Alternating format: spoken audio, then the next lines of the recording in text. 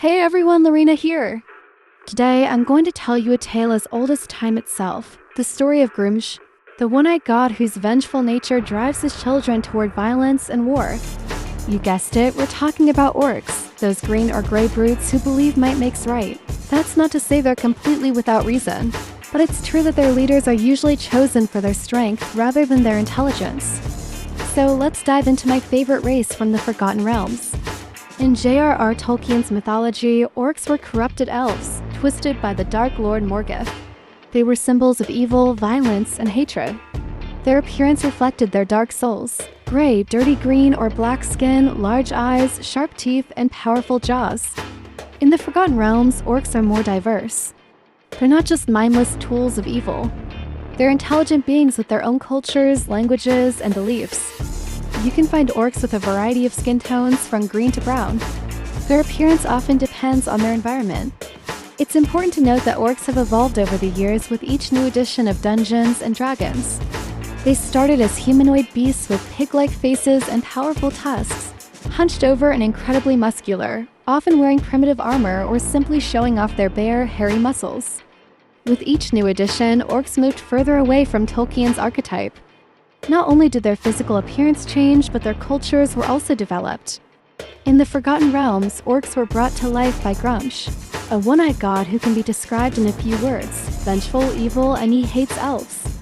Of course, he only has one eye, and here's a fun fact. Elves claim Grumsh lost his eye in a battle against Corellin. Naturally, every orc priest will tell you that's a lie and a rumor. Grumsh has always had only one eye. The short-sightedness and iron doctrine of the Great Green Patriarch of the WoW clans cause orc nations to often wreak havoc and rarely unite into larger hordes. They are like an element driven by their master's will, roaming through Thurl, and although they can create hierarchies, they are primarily based on strength and fear, as I mentioned earlier. And it all began with Grumsh's declaration of war. No, you lie! You manipulated the draw, hoping to deceive me and my followers! But the One-Eyed never sleeps. The One-Eyed sees all.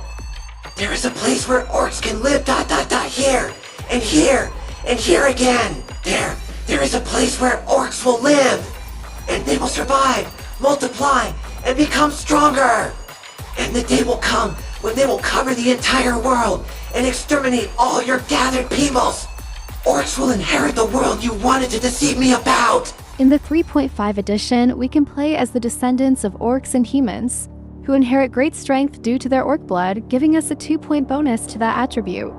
Unfortunately, the same blood robs them of some mental acuity and we lose 2 points of intelligence and charisma. However, this is certainly compensated by the ability to see in the dark. It's worth noting the place of these half-orcs in the world. They definitely don't have an easy life, as humans consider them enemies and it's hard for them to find their place in civilized lands, and stigmatization often leads them down a dark path. On the other hand, orc tribes view them as half-breeds, and only sometimes their intellect inherited from their human ancestors is appreciated and utilized.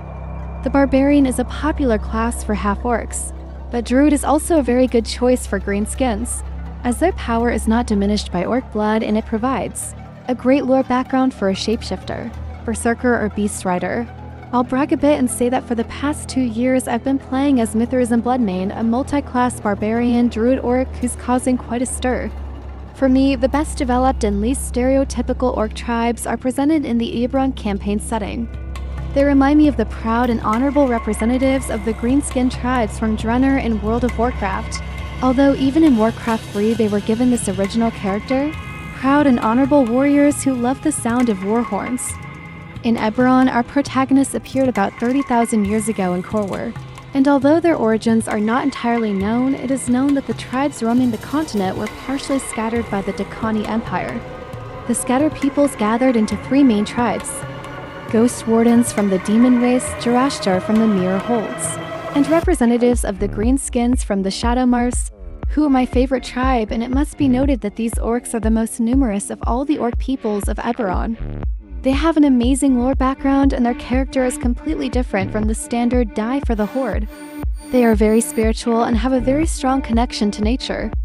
It should be emphasized that the tribe from the Shadow Marshes is very open, and among the orcs there are also humans, and interbreeding is not taboo.